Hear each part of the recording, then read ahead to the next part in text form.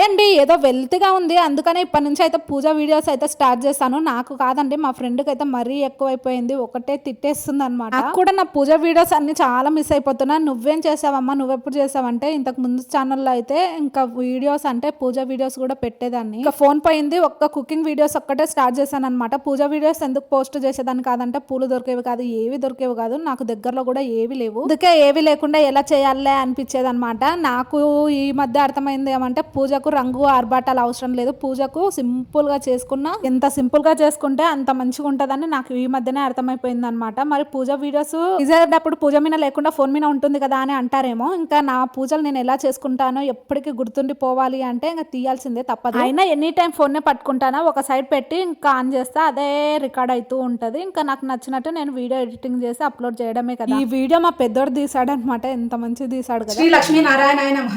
Bye అండి.